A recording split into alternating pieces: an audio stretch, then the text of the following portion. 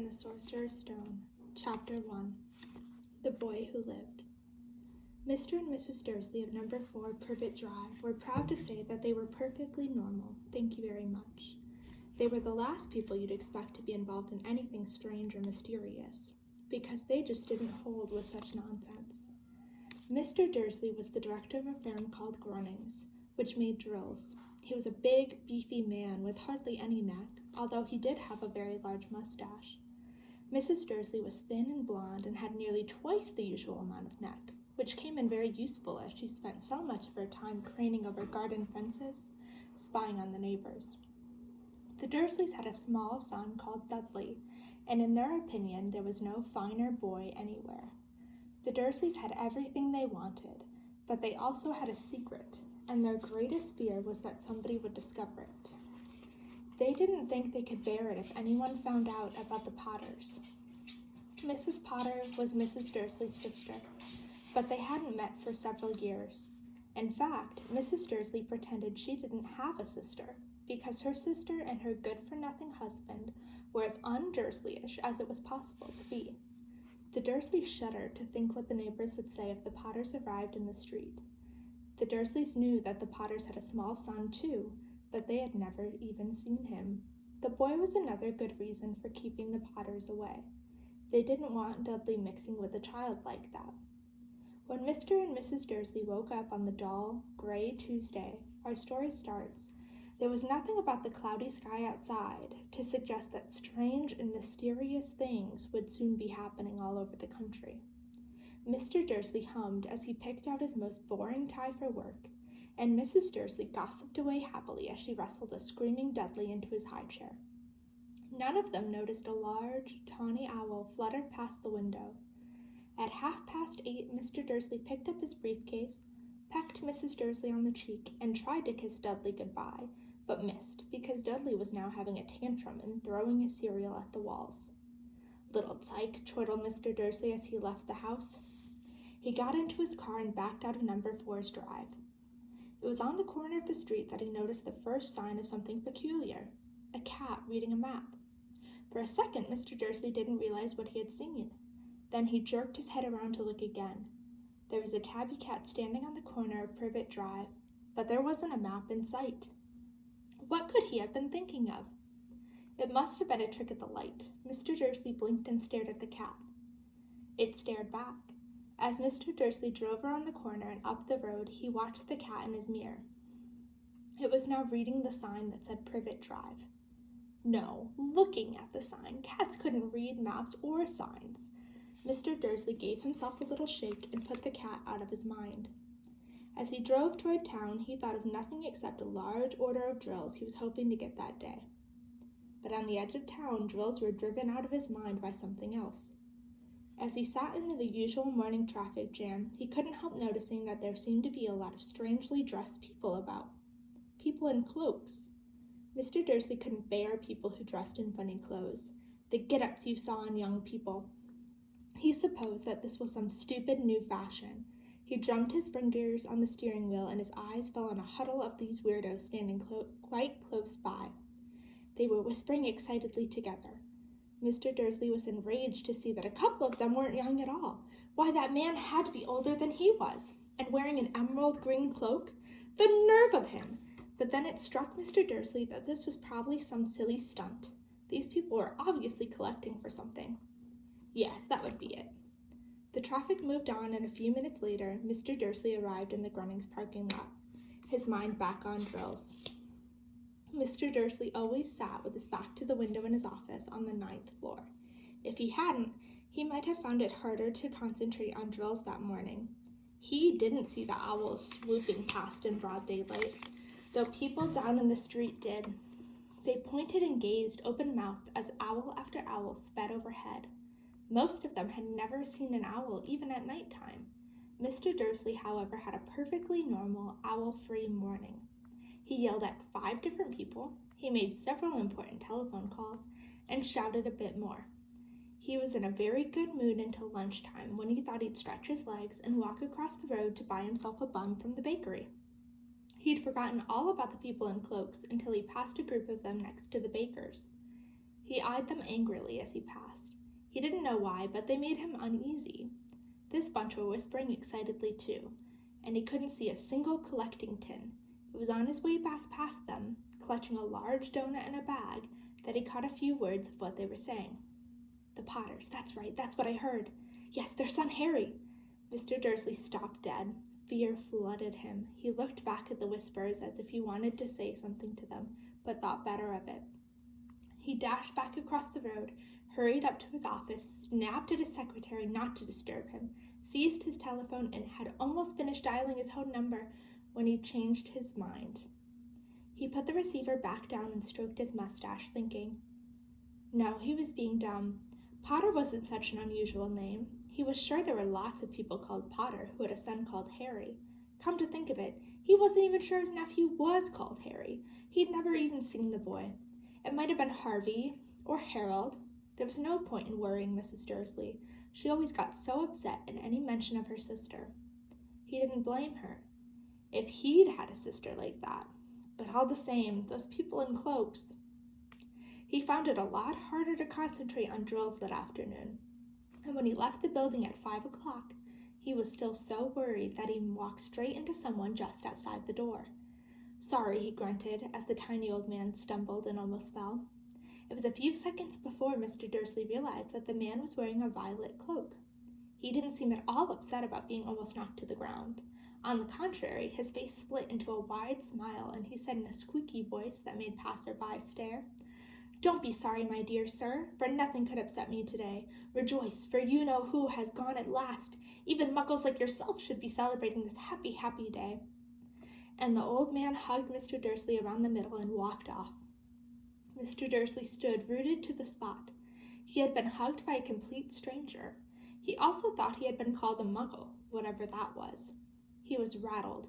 He hurried to his car and set off for home, hoping he was imagining things, which he had never hoped before, because he didn't approve of imagination.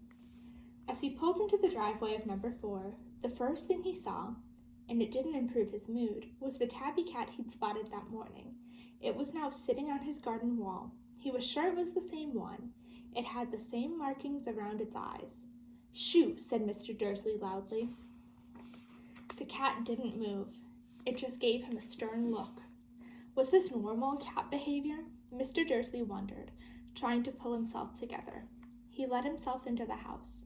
He was still determined not to mention anything to his wife. Mrs. Dursley had a nice, normal day.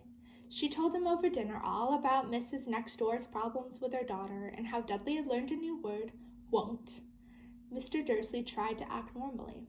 When Dudley had been put to bed, he went into the living room in time to catch the last report on the evening news. And finally, bird watchers everywhere have reported that the nation's owls have been behaving very unusually today. Although owls normally hunt at night and are hardly ever seen in daylight, there have been hundreds of sightings of these birds flying in every direction since sunrise. Experts are unable to explain why the owls have suddenly changed their sleeping pattern. The newscaster allowed himself a grin. Most mysterious. And now over to Jim McGuffin with the weather. Going to be any more showers of owls tonight, Jim? Well, Ted, said the weatherman, I don't know about that, but it's not only the owls that have been acting oddly today. Viewers as far apart as Kent, Yorkshire, and Dundee have been phoning in to tell me that instead of the rain I promised yesterday, they've had a downpour of shooting stars. Perhaps people have been celebrating bonfire night early. It's not until next week, folks, but I can promise a wet night tonight. Mr. Dursley sat frozen in his armchair. Shooting stars all over Britain? Owls flying by daylight? Mysterious people in cloaks all over the place? And a whisper about the Potters. Mrs. Dursley came into the living room carrying 2 cups of tea. It was no good. He'd have to say something to her. He cleared his throat nervously. Petunia, dear, you haven't heard from your sister lately, have you? As he had expected, Mrs. Dursley looked shocked and angry. After all, they normally pretended she didn't have a sister. No, she said sharply. Why? Funny stuff on the news, Mr. Dursley mumbled. Owls, shooting stars, and there were a lot of funny-looking people in town today. So? Snapped Mrs. Dursley. Well, I just thought maybe it was something to do with, her crowd? Mrs. Dursley sipped her tea through pursed lips. Mr. Dursley wondered whether he dared tell her if he'd heard the name Potter. He decided he didn't dare. Instead, he said as casually as he could, "Their son, he'd be about Dudley's age now, wouldn't he?" "I suppose so," said Mrs. Dursley stiffly. "What's his name again? Howard, isn't it?" "Harry. Nasty common name, if you ask me." "Ah, yes," said Mr. Dursley, his heart sinking horribly. "Yes, I quite agree." He didn't say another word on the subject as they went upstairs to bed. While Mrs. Dursley was in the bathroom, Mr. Dursley crept to the bedroom window and peered down into the front garden. The cat was still there. It was staring down Privet Drive as though it were waiting for something. Was he imagining things? Could all this have anything to do with the Potters?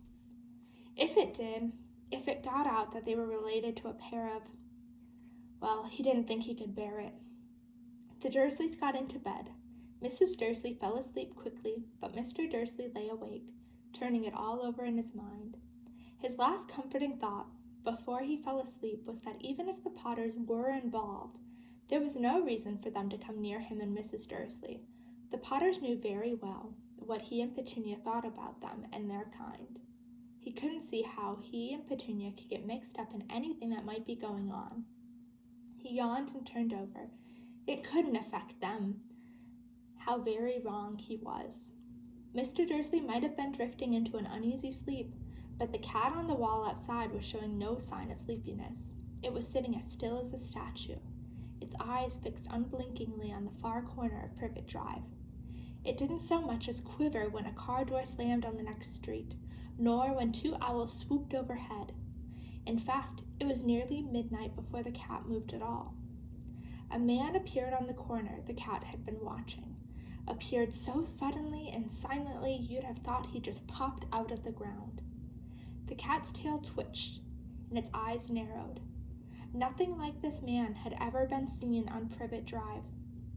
He was tall, thin, and very old, judging by the silver of his hair and beard, which were both long enough to tuck into his belt. He was wearing long robes, a purple cloak that swept the ground, and high-heeled, buckled boots. His blue eyes were light, bright, and sparkling behind half-moon spectacles, and his nose was very long and crooked, as though it had been broken at least twice. This man's name was Albus Dumbledore. Albus Dumbledore didn't seem to realize that he had just arrived in a street where everything from his name to his boots was unwelcome.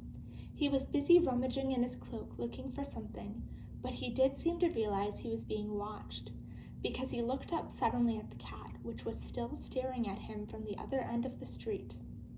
For some reason, the sight of the cat seemed to amuse him. He chuckled and muttered, "I should have known." He found what he was looking for in his inside pocket. It seemed to be a silver cigarette lighter. He flicked it open, held it up in the air, and clicked it. The nearest street lamp went out with a little pop. He clicked it again. The next lamp flickered into darkness. 12 times he clicked the put-outer, until the only lights left on the whole street were 2 tiny pinpricks in the distance, which were the eyes of the cat watching him. If anyone looked out of their window now, even beady-eyed Mrs. Dursley, they wouldn't be able to see anything that was happening down on the pavement. Dumbledore slipped the put-outer back inside his cloak and set off down the street toward number 4, where he sat down on the wall next to the cat. He didn't look at it, but after a moment he spoke to it.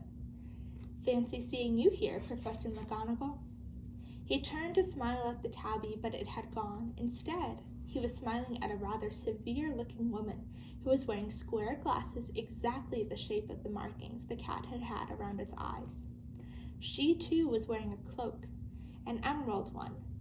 Her black hair was drawn into a tight bun. She looked distinctly ruffled. "How did you know it was me?" she asked. "My dear Professor, I've never seen a cat sit so stiffly."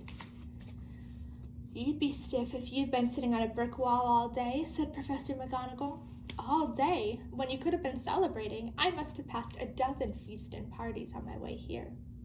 Professor McGonagall sniffed angrily. Yes, everyone's celebrating all right, she said impatiently. You'd think they'd be a bit more careful, but no. Even the Muggles have noticed something's going on. It was on their news. She jerked her head back at the Dursleys' dark living room window. I heard it. Flocks of owls shooting stars.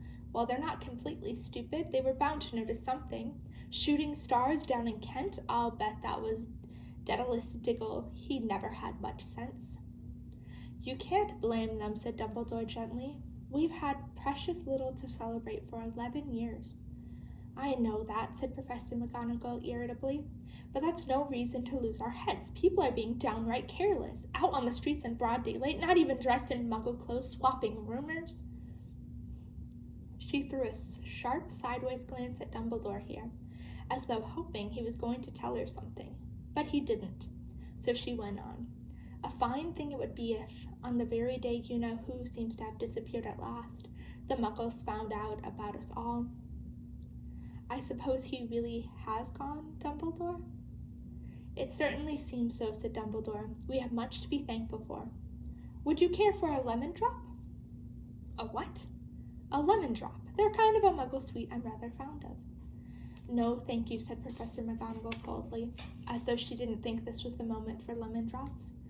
As I say, even if you-know-who has gone, my dear Professor, surely a sensible person like yourself can call him by his name.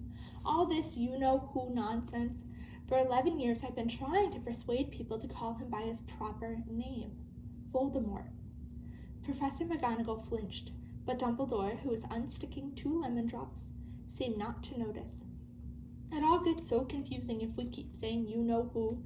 I've never seen any reason to be frightened of saying Voldemort's name. I know you haven't, said Professor McGonagall, sounding half exasperated, half admiring. But you're different.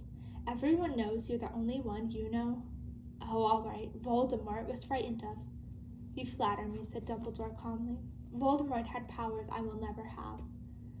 Only because you're too, well, noble to use them. It's lucky it's dark. I haven't blushed so much since Madame Pomfrey told me she liked my new earmuffs. Professor McGonagall shot a sharp look at Dumbledore and said, The owls are nothing next to the rumors that are flying around. You know what everyone's saying about why he's disappeared? About what finally stopped him? It seemed that Professor McGonagall had reached the point she was most anxious to discuss, the real reason she had been waiting on a cold, hard wall all day. For neither as a cat nor as a woman had she fixed Dumbledore with such a piercing stare as she did now. It was plain that whatever everyone was saying, she was not going to believe it until Dumbledore told her it was true. Dumbledore, however, was choosing another lemon drop and did not answer. What they're saying, she pressed on, is that last night Voldemort turned up in Godric's Hollow. He went to find the Potters. The rumor is that Lily and James Potter are that they're dead. Dumbledore bowed his head. Professor McGonagall gasped. Lily and James, I can't believe it. I didn't want to believe it. Oh, Albus. Dumbledore reached out and patted her on the shoulder. I know, he said heavily. Professor McGonagall's voice trembled as she went on. That's not all. They're saying you tried to kill the Potter's son, Harry. But he couldn't kill that little boy. No one knows why or how, but they're saying that when he couldn't kill Harry Potter, Voldemort's powers somehow broke, and that's why he's gone. Dumbledore nodded glumly. It's true, faltered Professor McGonagall. After all he's done, all the people he's killed, he couldn't kill a little boy? It's just astounding, of all the things to stop him. But how in the name of heaven did Harry survive? We can only guess, said Dumbledore. We may never know. Professor McGonagall pulled out a lace handkerchief and dabbed at her eyes beneath her spectacles.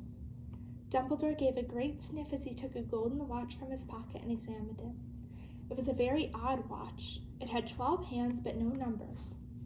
Instead, little planets were moving around the edge. It must have made sense to Dumbledore, though, because he put it in his back pocket and said, Hagrid's late. I suppose it was he who told you I'd be here, by the way? Yes, said Professor McGonagall, and I don't suppose you're going to tell me why you're here, of all places. I've come to bring Harry to his aunt and uncle. They're the only family he has left now. You can't mean the people who live here? Cried Professor McGonagall, jumping to her feet and pointing at number 4. Dumbledore, you can't. I've been watching them all day. You couldn't find 2 people who are less like us. And they've got this son. I saw him kicking his mother all the way up the street, screaming for sweets. Harry Potter come and live here?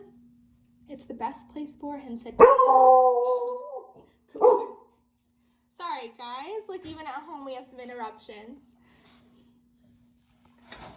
It's the best place for him, said Dumbledore firmly. His aunt and uncle will be able to explain everything to him when he's older. I've written them a letter. A letter? Repeated Professor McGonagall faintly, sitting back down on the wall. Really, Dumbledore, you think you can explain all this in a letter? These people will never understand him. He'll be famous. A legend. I wouldn't be surprised if today was known as Harry Potter Day in the future. There will be books written about Harry. Every child in our world will know his name. Exactly, said Dumbledore, looking very seriously over the top of his half-moon glasses. It would be enough to turn any boy's head. Famous before he can walk and talk. Famous for something he won't even remember. Can't you see how much better off he'll be growing up away from all that until he's ready to take it? Professor McGonagall opened her mouth, changed her mind, swallowed, and then said, Yes, you're right, of course. But how is the boy getting here, Dumbledore?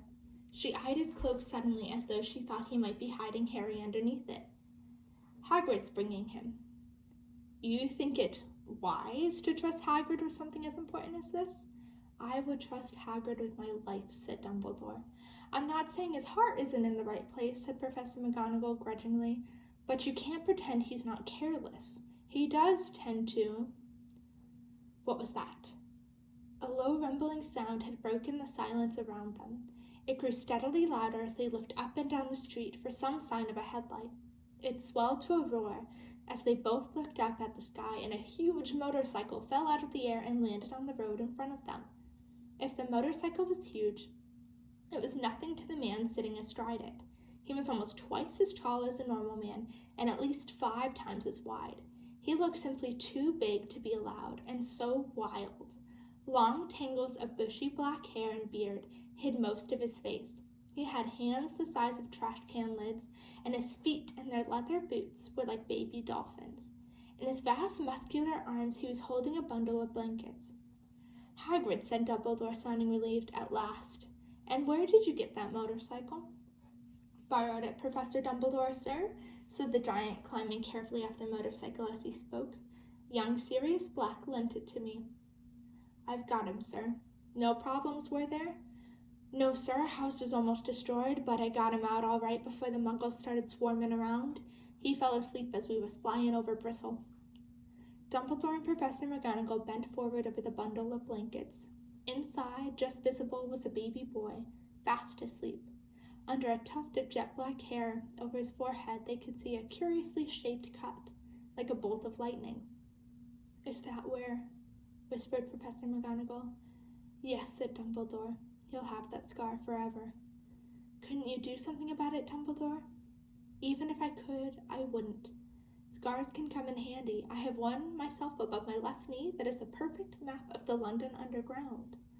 Well, give him here, Hagrid. We'd better get this over with. Dumbledore took Harry in his arms and turned toward the Dursleys' house. Could I say goodbye to him, sir? Asked Hagrid.